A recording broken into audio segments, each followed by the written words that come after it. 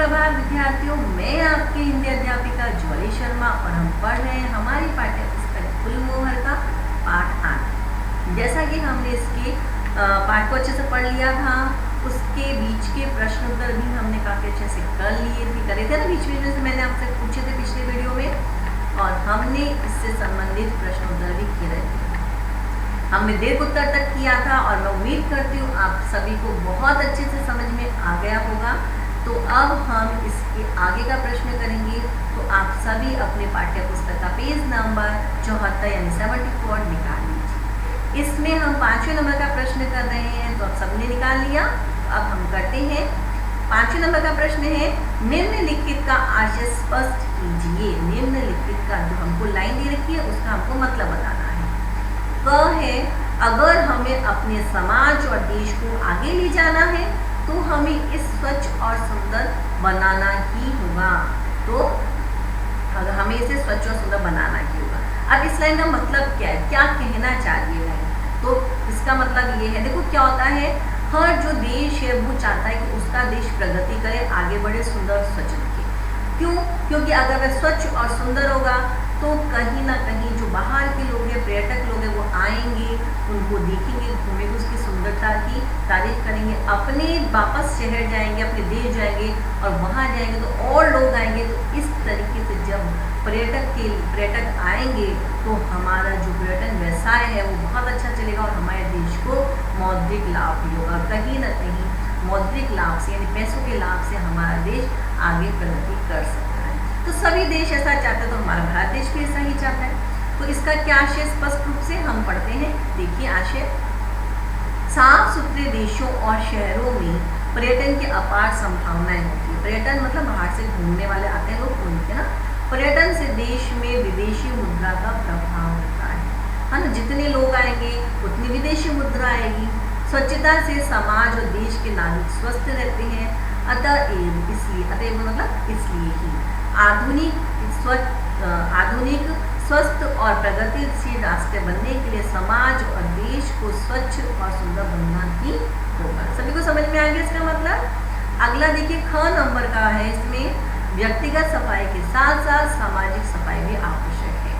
अब इस लाइन का तात्पर्य व्यक्तिगत सफाई यानी प्रत्येक व्यक्ति अपने आप को स्वच्छ रखे, जैसे प्रतिदिन स्नान करना, अच्छे से ब्रश करना, बालों को में अच्छे से कंघी वगैरह करना ना, जिससे जुएं वगैरह ना पड़े, अपने नाखूनों को नियमित रूप से काटना, अच्छे धुले हुए कपड़े पहनना। तो ये तो हो गया आपकी व्यक्तिगत सफाई, है ना। और समय समय पे हाथ धोना, खाना खाने के बाद में, शौच जाने के बाद में, खाना खाने से पहले, तो उस समय हाथ धोना करना, ये आपकी व्यक्तिगत सफाई है। वही सामाजिक सफाई यानी अपने घर की सफाई करके जो कचरा होता है वो बाहर इधर उधर ना डालना, रास्ते पे ना डालना, है ना, अपने पड़ोस के घर पे ना डालना, बाहर की भी साफ सफाई अच्छे से करना, कचरा हमेशा कचरा दान में डालना, गाड़ी जो आती है कचरे वाली उसी में कचरा डालना। तो ये हो गया आपकी सामाजिक सफाई, यानी व्यक्तिगत सफाई के साथ साथ सामाजिक सफाई भी आवश्यक है। इसी का हम उत्तर बताएंगे। तो आशय देखिए, प्राय देखा जाता है कि हम अपने घर की साफ सफाई तो भली भांति करते हैं, लेकिन घर का कूड़ा कचरा आगे सड़क पर या दूसरों के घर के आगे डाल देते हैं। ठीक है, इस प्रकार हम घर की जिम्मेदारी तो निभाते हैं, लेकिन सामाजिक जिम्मेदारी निभाने से हम चूक जाते हैं, यानी हमसे चूक हो जाती है। खुले में पेशाब न कर, जगह जगह नहीं थूककर हम सार्वजनिक स्थान को साफ रख सकते हैं। समझ में आ गया सभी को? तो ये तो हमारे प्रश्न उत्तर थे। अब हम करेंगे भाषा ज्ञान। ठीक है, भाषा ज्ञान करेंगे तो सब भाषा ज्ञान निकाल लीजिए। आपके भाषा ज्ञान में से भी प्रश्न उत्तर आते हैं, इसलिए इसको करना भी बहुत जरूरी है। और भाषा ज्ञान जो है वो आपको बुक में ही करना होता है, कॉपी में नहीं करना होता है। तो आप वीडियो को ध्यान से देखा कीजिए, क्योंकि मैं भाषा ज्ञान का जो उत्तर है वो PDF में नहीं भेजती हूँ, क्योंकि केवल PDF में वही वर्क आता है जो आपको कॉपी में करना होता है। भाषा ज्ञान पूरा आपको बुक में ही करना होता है।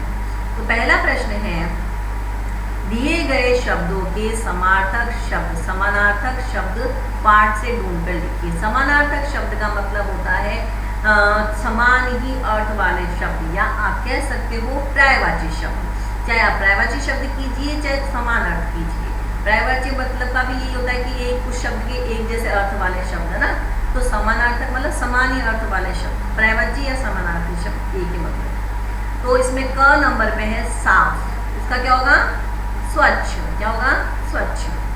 ख स्वतंत्रता, तो स्वतंत्रता का मतलब क्या होता है? आजादी, क्या होता है? आजादी। ग प्रण मतलब प्रतिज्ञा, किसी चीज की आप प्रतिज्ञा करते हो, प्रण करते हो कि हमको ये काम करना है ना। ख नंबर पे है खोज, खोज का मतलब तलाश। द परिवेश, परिवेश मतलब वातावरण, परिवेश का मतलब क्या होता है? वातावरण। च बंटवारा मतलब भाग, यानी किसी चीज का बंटवारा कर देना, उसको बांट देना, भाग कर देना उसका, ठीक है। सेकंड प्रश्न देखेंगे हम। दिए गए शब्दों से दो नए शब्द बनाइए। हमको ये शब्द दे रखे हैं बहुत सारे, और इन शब्दों को जोड़कर हमको नए शब्द बनाने, इन शब्दों को हमको उसमें जोड़ना है। तो क नंबर पे है मन, क्या शब्द है? मन। मन से भी बनता है मन पसंद, मन घड़ंत, है ना। और क्या बनता है आप सोचिए? मनोरंजन, तो मन से ही बनेगा ना, रंजन, मन प्लस रंजन मनोरंजन। और मन माफिक, मन पसंद तो हो गया, मन गणत भी हो गया, ठीक है। तो मन से हम ऐसे बना देंगे। देश, देश, अब ये देखिए आप नए शब्द बना सकते हो, तो इन शब्दों को आप आगे पीछे कैसे भी लेकर जोड़ सकते हैं। देश से क्या होगा? विदेश, स्वदेश, परदेश, और क्या होता है? प्रदेश, परदेश, स्वदेश, विदेश, ठीक है। तीव्र, तीव्र से तीव्रतर, तीव्र गति, है ना। गति, गति से वापस भी आप देखो, गति से तीव्र गति भी बना सकते हो, और इसके लिए गति मतलब दोनों ये एग्जाम्पल, तीव्र गति तीव्र में भी काम आ सकते हो, गति में भी काम आ सकते हैं। हालांकि हम तो तीव्र में लेंगे, ठीक है। तीव्रतर, तीव्र गति, और गति से होगा गतिहीन, सदगति, है ना। क्या होगा इससे? गतिहीन, सदगति। फिर अंग से अंगदान, अंगभंग, ठीक है। रूप से जैसे स्वरूप, कुरूप, स्वरूप, है ना। तो ये आपके नए नए शब्द बन चुके हैं, है ना। अब अगला है वर्ण विच्छेद। वर्ण विच्छेद आपको सबको बहुत अच्छे से आना चाहिए, क्योंकि वर्ण विच्छेद अगर आपको आता है तो आपको मात्राओं का भी ज्ञान रहता है। वैसे ही आप लोगों ने अच्छे से 6 में भी किया था ना सबने, संस्कृत में भी आपके आया था, तो आप सभी को आता है। तो अब करते हैं वर्ण विच्छेद। दिए गए शब्दों के वर्ण विच्छेद कीजिए। तो आपको मैं एक बात पहले ही बता देती हूँ क्लियर, कि देखिए स्वर और जो व्यंजन होते हैं, सभी को पता है स्वर होते हैं, व्यंजन होते हैं, उनसे ही मिलकर शब्दों का निर्माण होता है। कभी भी कोई भी व्यंजन बिना स्वर की सहायता के पूर्ण नहीं होता है। जिस भी व्यंजन में अगर स्वर नहीं है तो वो अधूरा ही रहता है, यानी वो आधा ही लिखा जाता है ना। तो इसमें अपने को यही करना है। और एक बात याद रखना है, व्यंजन पहले आता है फिर स्वर आता है। अगर स्वर किसी कोई मात्रा अगर किसी व्यंजन में लगी हुई है तो व्यंजन पहले आएगा फिर स्वर आएगा, ठीक है। तो यहाँ हम देखते हैं, करते हैं, आप समझिए इसे। पहला वर्ड हमारे पास है, पहला शब्द हमारे पास है स्वच्छ। तो इसको आपको एक एक शब्द लेके करना है। तो सबसे पहले क्या आएगा? स। अब यहाँ देखिए स पहले से ही आधा है, तो हम लिखेंगे स। जब भी हम वर्ण को या व्यंजन को अलग करते हैं, स्वर से अलग करते हैं, तो उसका लिखने का तरीका जब वो अलग है, अपने आप में है, तो उसको उस शब्द को लिखने के बाद हम नीचे हलंत लगा देते हैं। हलंत ये नहीं, जो तिरछा डंडा होता है इसे हलंत बोलते हैं। इसका मतलब ये वर्ड आधा है, ये व्यंजन आधा है। तो यहाँ पे स है तो हमने स हलंत लगाया, फिर प्लस, उसके बाद अगला वर्ण क्या है? इसमें स्वर तो है नहीं, तो हम अगले वर्ण पे आएंगे। तो क्या लिखा हुआ है? व। तो व लगाया, व के अंदर कौन सा स्वर है? व। अ स्वर है तो हमने अ।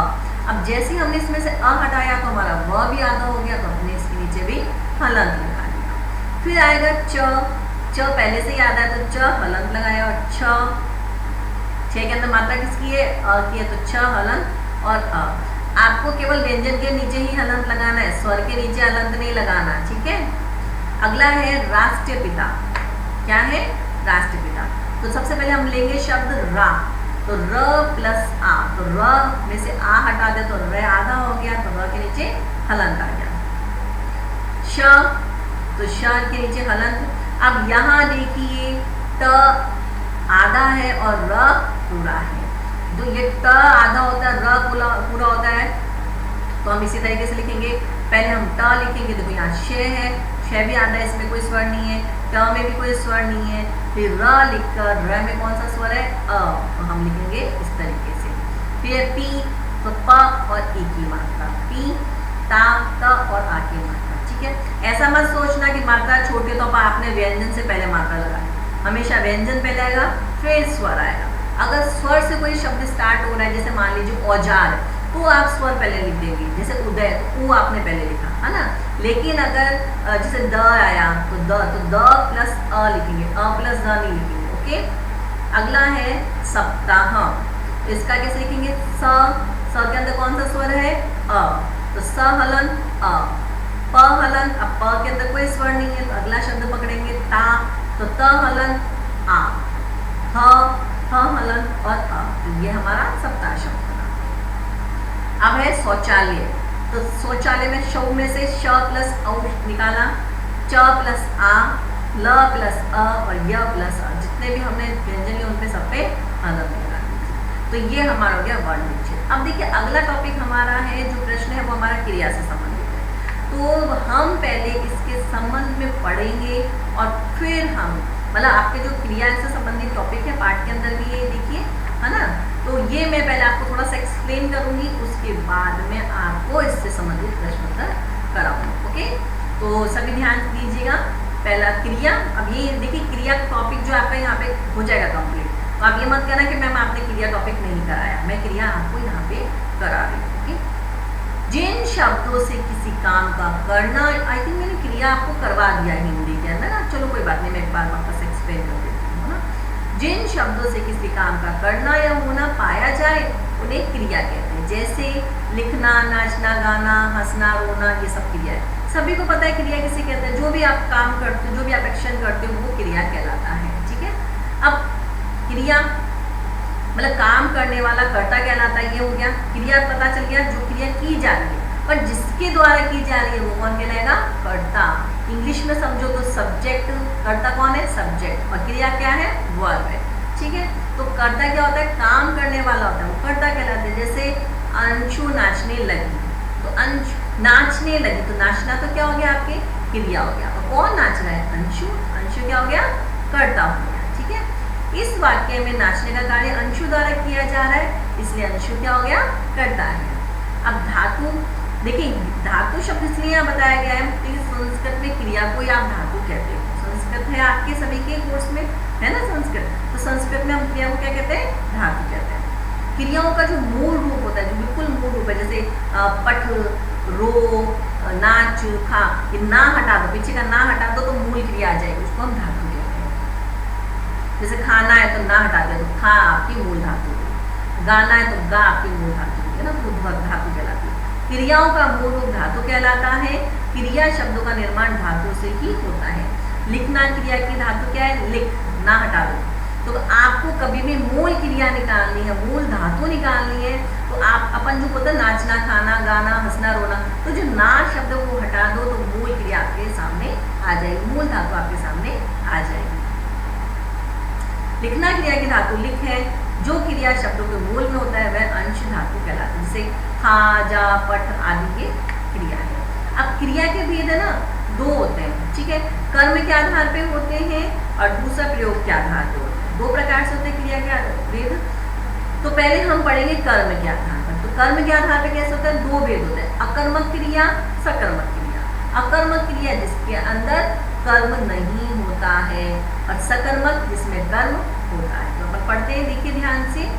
कर्म के आधार पर क्रिया के दो भेद होते हैं, अकर्मक क्रिया और सकर्मक क्रिया।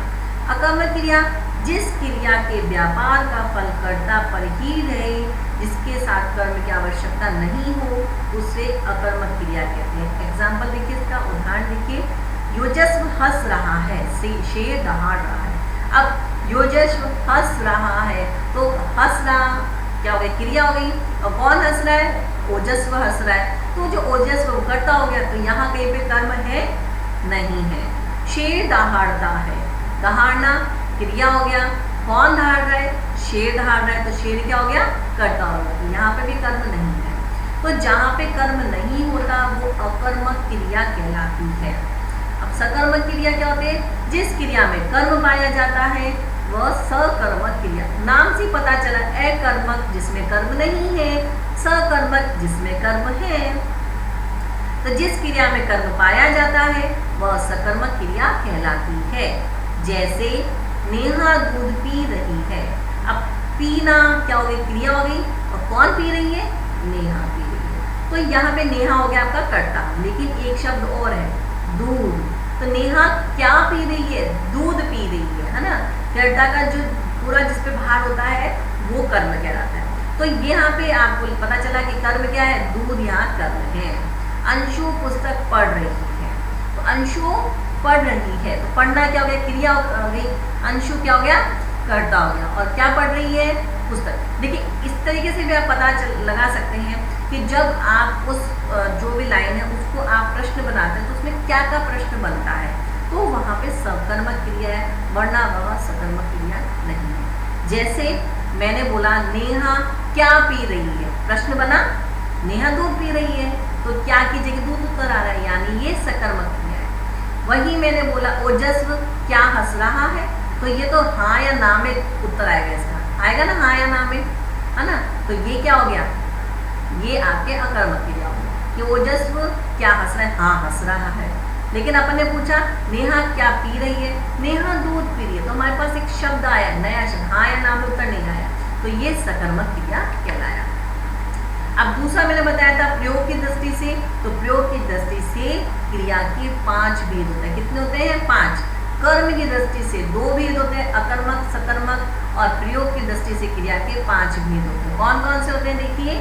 सामान्य क्रिया, नॉर्मली जो क्रिया होती है, जिस क्रिया के व्यापार का फल दोनों कर्ता पर जाए उसे सकर्मक क्रिया कहते हैं। जैसे मैंने आम खाया, मैंने क्या खाया, मैंने आम खाया, सिंपल लाइन है, ठीक है। संयुक्त क्रिया, जब 2 क्रियाएं एक साथ हो, 2 या 2 से अधिक धातुओं से मिलकर बनी क्रियाएं संयुक्त क्रिया कहलाती है। जैसे मोहन खाना खा रहा है, तो खा रहा है 2 क्रियाएं हो रही है, खाना और रहना, तो खा रहा है होगी 2 क्रियाएं, है ना। सोहन सो रहा है, इस तरीके से जहाँ 2 क्रियाएं या 2 से अधिक क्रियाएं होती है वहाँ संयुक्त क्रिया कहलाती है। तीसरा है नाम धातु क्रिया। अब नाम धातु क्रिया का क्या होगा, नाम का मतलब क्या होता है, संज्ञा। अपन कहते हैं ना संज्ञा, कोई भी नाम ले लो संज्ञा है, और संज्ञा के स्थान पे जाता है वो सर्वनाम है, तो यहाँ पे भी नाम हो गया। तो जो क्रियाएं संज्ञा, सर्वनाम, विशेषण आदि शब्दों में प्रत्यय जोड़कर बनाई जाती है वे नाम धातु क्रियाएं कहलाती है। क्या कहलाती है, नाम धातु क्रियाएं कहलाती है। फिर आता है प्रेरणार्थक क्रिया।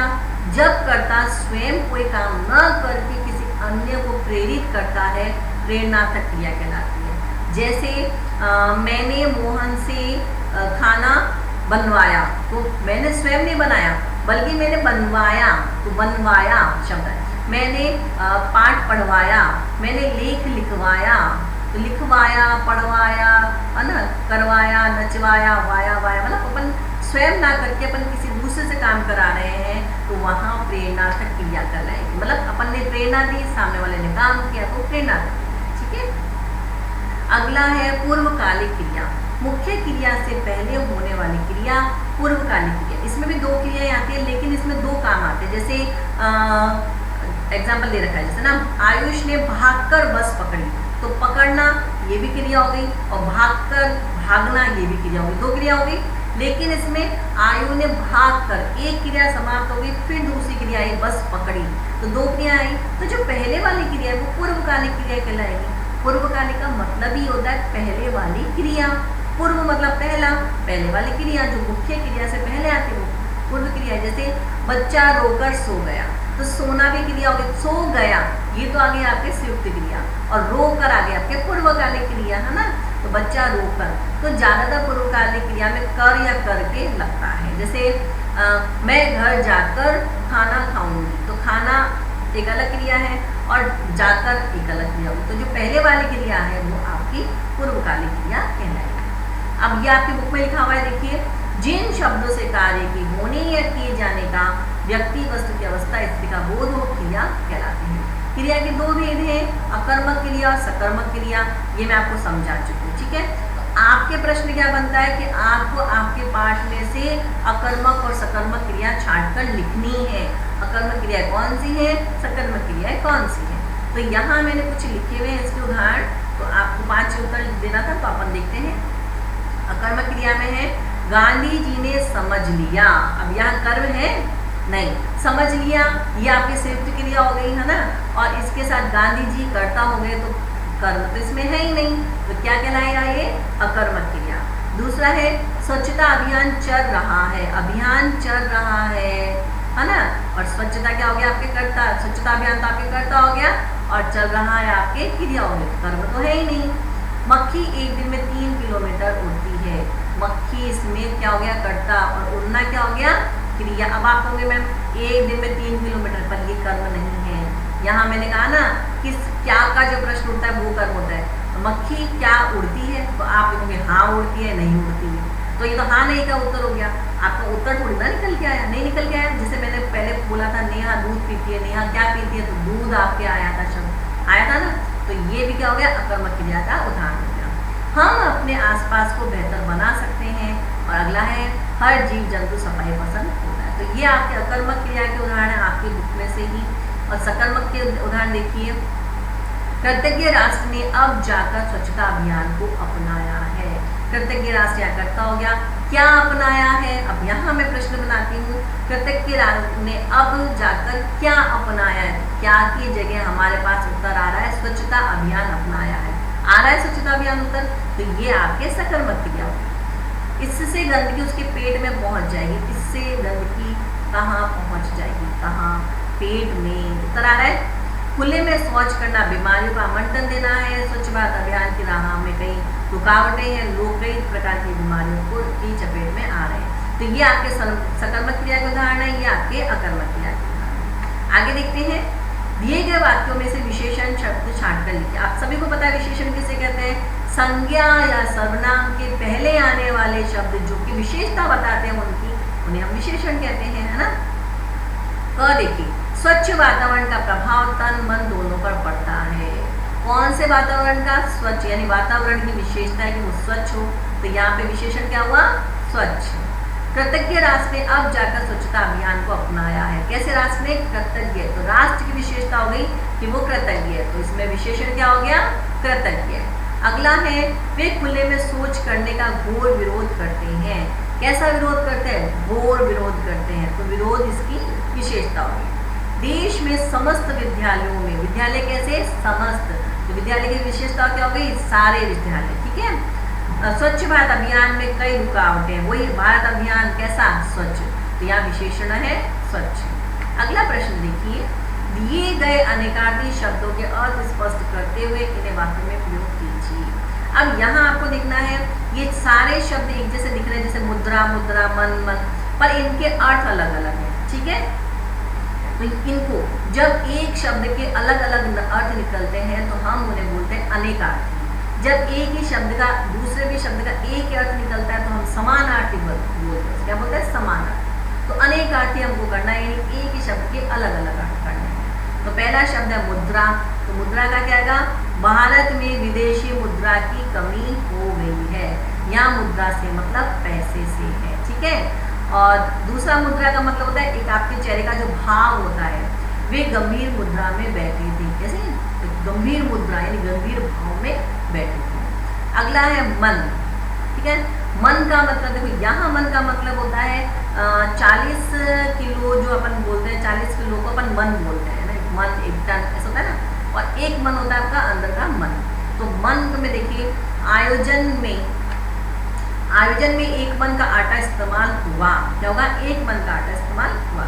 दूसरा है, मेरा मन बिल्कुल ही नहीं लग रहा, मेरा मन बिल्कुल ही नहीं लग रहा।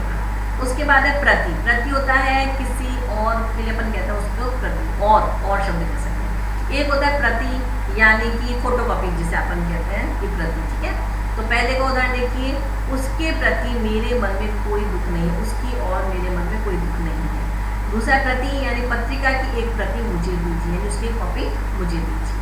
मल और एक मल, मल का मतलब होता है मलमूत्र जो, ठीक है ना, और एक मल का मतलब होता है रगड़ना, जोर जोर से रगड़ रगड़, है ना। इस मल का देखिए, वहाँ मलमूत्र बिखरा पड़ा था, ठीक है। दूसरे मल का मतलब है वे मल मल कर नहाए, यानी रगड़ रगड़ कर नहाए। ग्राम और ग्राम, इस ग्राम का मतलब तोल से है, जैसे होता है 100 ग्राम 200 ग्राम किलोग्राम वाला ग्राम, और दूसरा ग्राम मतलब गांव, ठीक है। तो यहाँ देखिए, ग्राम का मतलब है 50 ग्राम धनिया दो, है ना, कितना तोल के हिसाब से। दूसरा है पते पर ग्राम पुष्ट सही लिखो, यानी गांव का पता सही लिखो। तो यहाँ हमारे प्रश्न उत्तर सभी समाप्त होते हैं और मैं उम्मीद करती हूँ आप सभी को पाठ बहुत अच्छे से समझ में आया होगा और इसका जो भी वर्क है जो आपको कॉपी में करना है वो आपको PDF में मिल जाएगा। क्लास ये समाप्त करती हूँ।